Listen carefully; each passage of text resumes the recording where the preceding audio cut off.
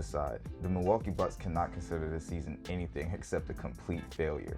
This is the second year in a row they were the best regular season team with the best regular season player on it. I mean, come on, Giannis is the MVP. He's the Defensive Player of the Year. If he didn't win Defensive Player of the Year, Brook Lopez might have won Defensive Player of the Year. Like, they really couldn't look any better this season doing what they do. But also for the second year in a row, the Bucks ran into an opponent that has the size and the athletic ability to control what they do best, which is just Giannis full speed to the basket. Teams like the Milwaukee Bucks and even the Houston Rockets, when they have like one thing that they do really, really well, it works against most teams because a lot of these teams in the NBA simply don't have the personnel to stand up to Giannis and physically deny him from getting to the basket or stop James Harden in ISO over the course of 48 minutes. But when you run into a team that does, you have to have a counterpunch, and neither team does. Now the Rockets, I don't know what the hell they're gonna do, but Milwaukee finds themselves in a favorable position because their main star is in his prime, and they have a real chance to make it so that they can have a counterpunch going into next season. Letting Malcolm Brogdon go was clearly a mistake, and it's time for Milwaukee to get their thumbs out of their behinds and do something about it, and that something just absolutely has to be Chris Paul. Paul doesn't solve all of Milwaukee's problems, but he gives them a viable ball handler who's going to be elevating their play on both ends of the floor in ways that Eric Bledsoe just simply can't. Chris Middleton, he's the third option on an offense at this point.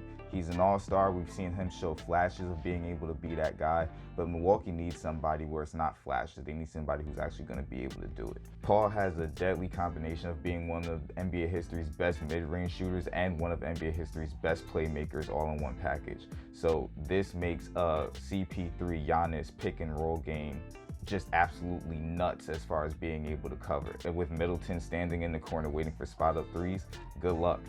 And let's set the X's and O's aside.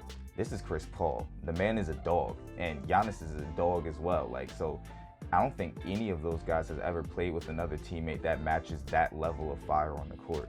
And we've seen what happens when like-minded players come together and establish a culture. It's happening right now in Miami. Now I know Chris Paul is expensive and he's 35, and this season, we were lucky enough to see him end the season on 2 feet, but in the years before that, he battled injuries during playoff stretches.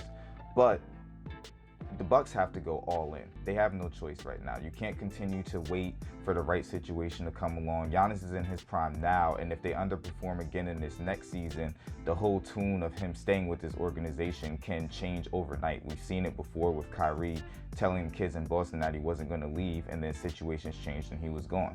It's not an indictment on Kyrie or Giannis if they do leave, but it's just simply how the business goes. Giannis wants to stay. He has a desire to stay. He's loyal to Milwaukee.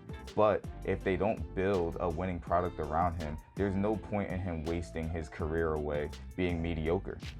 Now, obviously, getting Paul is ideal.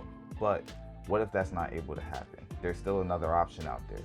They need to call over to New Orleans and ask about Jrue Holiday. The Pelicans are clearly in a youth movement. They may be looking to give the keys to Lonzo Ball for the near future and just develop the chemistry between him and Zion. Not that Jrue is a bad player, but it's just that his prime right now and his age don't coincide with the direction of this otherwise group of puppies. So Jrue Holiday coming over and playing in Milwaukee could also dramatically change the production coming from the point guard position. The time for Milwaukee to strike is now. Some organizations, there's like a slow build up and you gather assets over time and then you end up being good years down the road.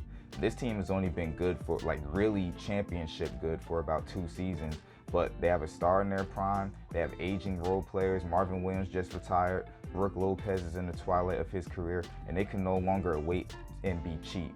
So they have a chance to make up for the Brogdon mistake by getting really aggressive, going after Chris Paul, giving OKC a great offer, or at least trying to go after Jrue Holiday to improve their chances at the point guard position.